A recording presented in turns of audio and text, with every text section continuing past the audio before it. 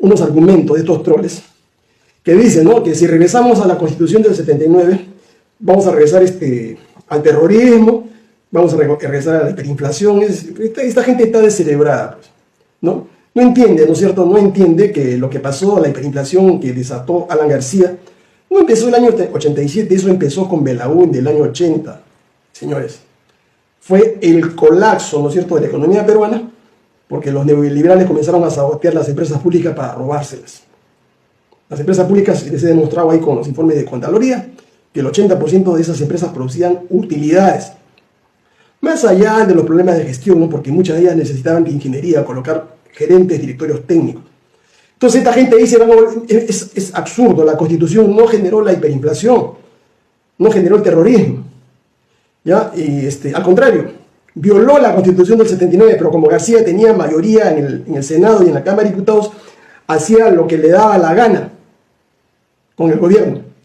Y en el BCR no podía oponerse a esas políticas de imprimir billetes, ¿no es cierto? Porque si los del BCR se oponían, sencillamente, como ellos tenían mayoría en el Congreso, los removían y los cambiaban. Todo estaba amarrado para destruir el país, ¿ya? Entonces eso está claro. Y después dicen otro neoliberal fujimorista, dice que la Constitución del año, la pseudo Constitución, ese documento apócrifo, delincuencial, ¿no?, la Carta de Montesinos y Fujimori, dicen que ese documento, la Constitución del 93, permitió, digamos, acabar con el terrorismo, ¿ya? Y le dio estabilidad económica, se pudo acabar con la inflación. Eso es una mentira, señores.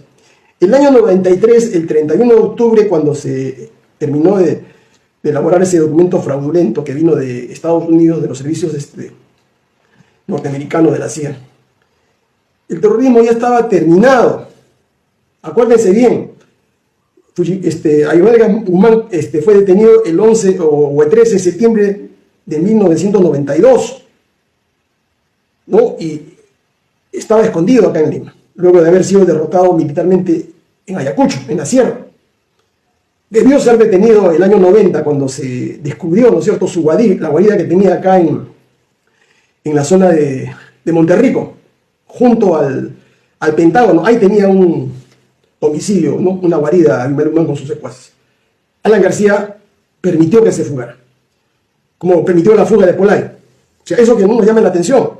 Entonces los terroristas ya estaban liquidados. Entonces no tenían necesidad de tener una constitución, porque tenían la ley antiterrorista que venía del año 80.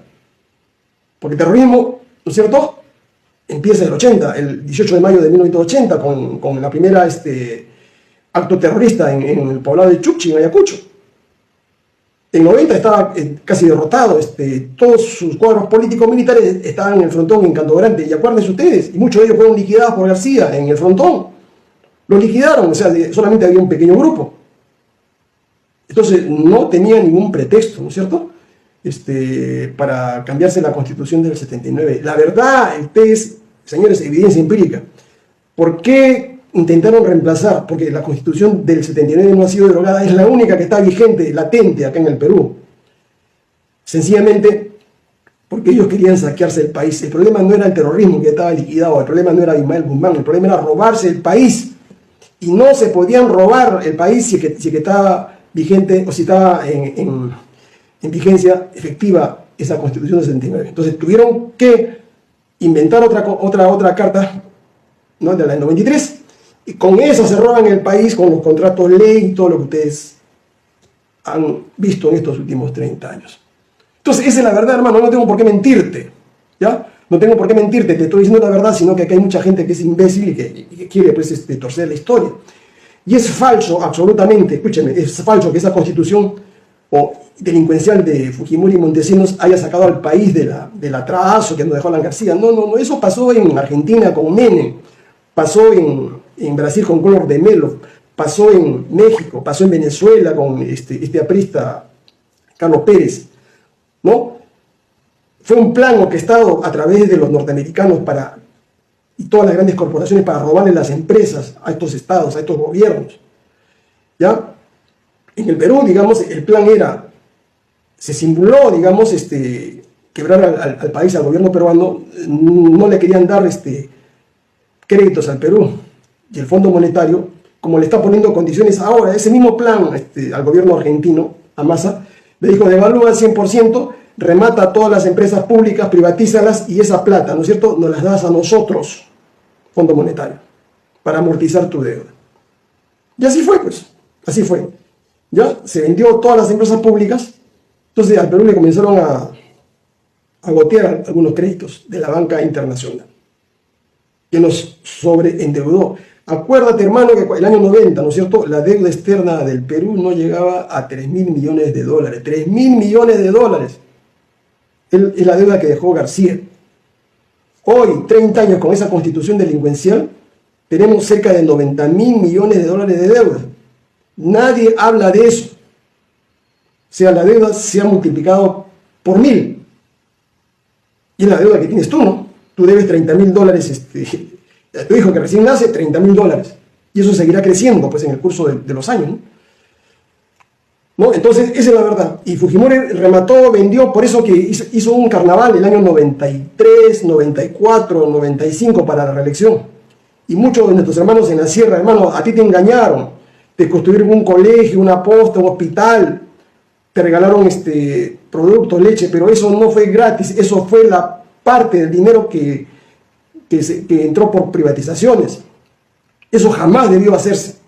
Lo que se debió es hacer grandes carreteras, grandes fábricas, gran infraestructura para sacar al país del atraso. No, eso se malbarateó y la economía entró en un shock.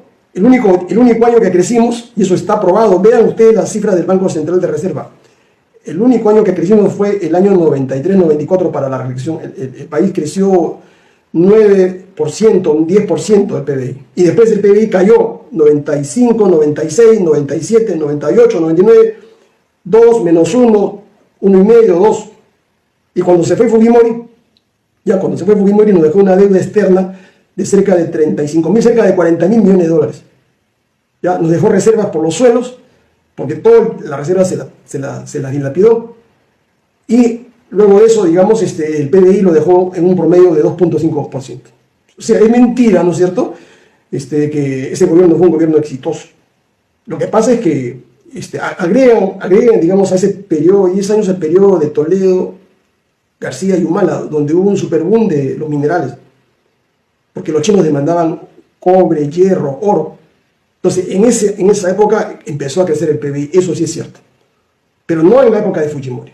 Y eso hablaremos en otro día, ¿no es cierto?, sobre crecimiento económico, su diferencia con el desarrollo económico y qué es lo que queremos aquí en el Perú.